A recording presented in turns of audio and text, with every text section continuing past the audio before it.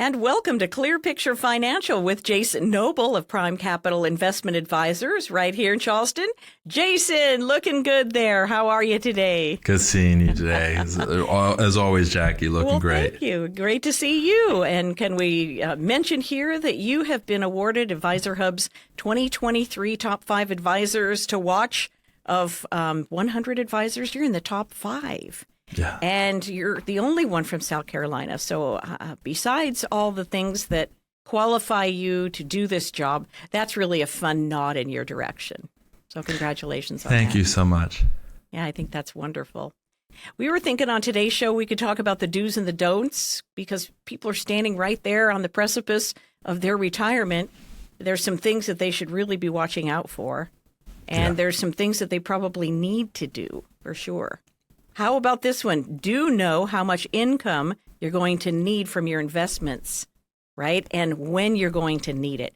How do you help people plan for that? Well, the risk in retirement really is you never want to take excess risk to achieve financial goals, especially in retirement. As you get near in retirement, that could put you in jeopardy of significant losses and making this just even more challenging in different stages of your retirement plan. So you want to make sure you have income planning before you even get into retirement. Like the best way for me to describe it real quickly is if you're going to be climbing up the mountain, it's not just getting up the mountain, it's also about getting back down the mountain and having the right gear to get you back down.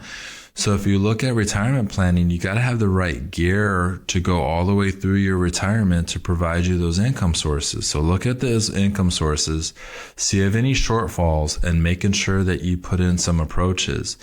One of the approaches that I use in this scenario is called a bucket approach. We have a growth bucket and an income bucket. We set aside anywhere between 3 to 5 years in the income bucket. That allows us to weather the storm in the growth bucket if the market pulls back, giving us time for that growth bucket to rebound. And then we use that growth bucket to replenish the income bucket. So that's one of the things that you should do and consider doing.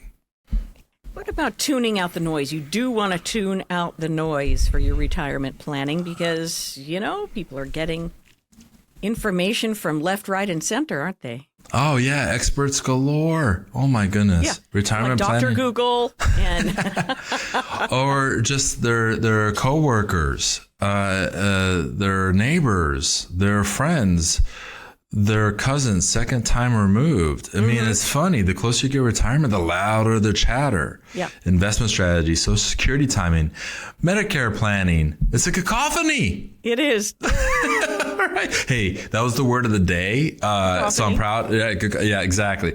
But wait, it's just noise, folks. It's just noise. And there's no universal fixes here. I had a person come into the office and he was saying, oh, my coworker did this with Social Security. My other coworker did this with Social Security. And I was like, the more you hear, does it provide you clarity or more confusion? He goes, confusion. And I was like, well, I'm glad you're here. Are you okay if we focus on what is best for you and your spouse to do versus what your coworkers did? And he goes, okay, you know what? You're absolutely right. Thank you for reframing my thought on this. Yeah. But what he was so afraid of was making the wrong decision. He was getting so much information that he couldn't make any decision. Another do for sure is to keep your plan on track. Of course, it's about getting a plan. But Jason, I know you talk to people whenever they need it to keep them on track. Well, for a retirement plan, you do have to make sure it's realistic and aligns with your overall budget, your income sources, and your overall goals. Even the best plans need tweaks. And it's so important to keep it updated based off of light changes, market shifts, and economic plans. So a trusted advisor could add a lot of value here. Having someone in your corner, watching your portfolio, regular communications with you, and suggesting adjustments to keep it on track is such an important conversation. I have a client that loves to travel. And she listens, so I know you're listening, Karen. Hi, Karen.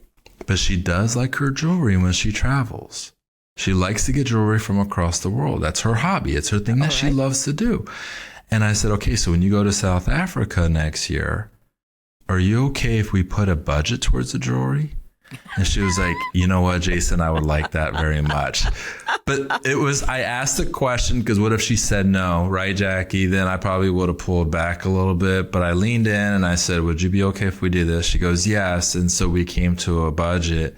I added that to the financial plan. Now she's going to be able to spend that money on the things that she enjoys. Right. With no judgment from me, and it's not going to derail her financial plan.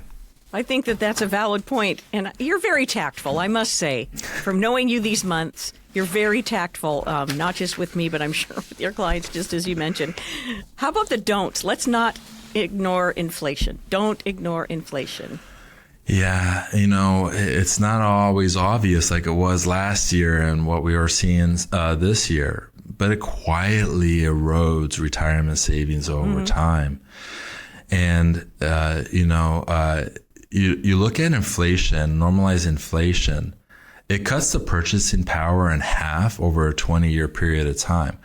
So unless you plan on your retirement being less than 20 years, which most people don't, most people are looking at retirement for 20, 30, 40 years. Wow. If you don't factor this in, it's going to really hurt you. So this is why it's so important you don't ignore inflation. Right. And don't overlook the fees that you're paying. Do you want to address that a little bit? Fees? Yeah. So with mutual fund expense ratios, those are internal costs that you pay. You may not see that cost, but you got to look at the prospectus. You could even look online. Morningstar.com is a website that a lot of people could use, and it's free. So I like that. You don't have to pay for that, keeping your fees down, right? But you can see what's called the expense ratio. Same thing when it comes to exchange traded funds. There's a misnomer thinking that ETFs, exchange traded funds, are all low cost. That's not entirely true. Check it out, making sure you even look at what that looks like. There's annuity fees that could eat up as well. And it's important that you have a proper disclosures and understanding of whatever those fees could be. And then the advisory fees. What do you pay the advisor? How does the advisor get compensated also comes into play. Of course, we want you to get paid because you are the expert and you do such a great amount of research and keeping up with all of the information. I mean, it's just a crazy amount of information, Jason. So, of course, we're paying you to do these things for us. But there are ways that these little fees can creep in. Let me address how I think about the advisory fee that I charge. I do all I can for everyone I work with to offset that fee as much as I possibly can. There's times where I help them out with their taxes. I help them with distribution strategies to not have that tax drag on, or to offset healthcare costs, or even putting them in a position to have a backup plan to market volatility. Which saved them a ton of money on the downside. Right. That money is the money that I save them is offsetting my advisory fee. So I saved this. Now I can't do this for everybody, but I saved this couple $300,000 in taxes over the course of their retirement. Wow. Because of not having that tax drag, that improved their plan by $3.5 million. Wow. With my advisory fee, I paid for myself and then some for basically the next 200 years. So what I'm getting at, that's how I offset my advisory fee, is by the value that I offer beyond just portfolio management and strategies. I'm telling you folks, if you're working with an advisor out there that's focusing on give me your money, good luck with everything else, I'm going to do all this wonderful things for you on your investments, this is a don't. Don't continue just thinking that that's the best approach. Work with a qualified financial professional that takes a holistic approach, that looks at everything when it involves a dollar sign that's going to put you in a better position financially. And 2 more real quick don'ts, Jason. Don't chase the sizzle and don't get emotional.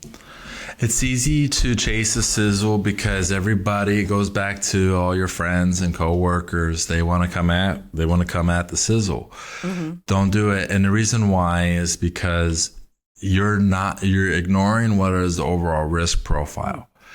Now, I do have clients who want to chase the sizzle from time to time, but you know what they do? They call me.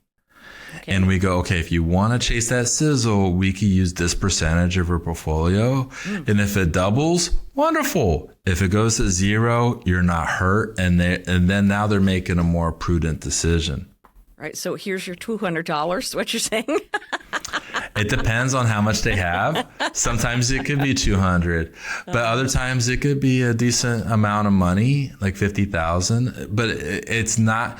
Like, think about where they have to be financially. It's where they could lose 50,000 and it's not going to derail their financial future.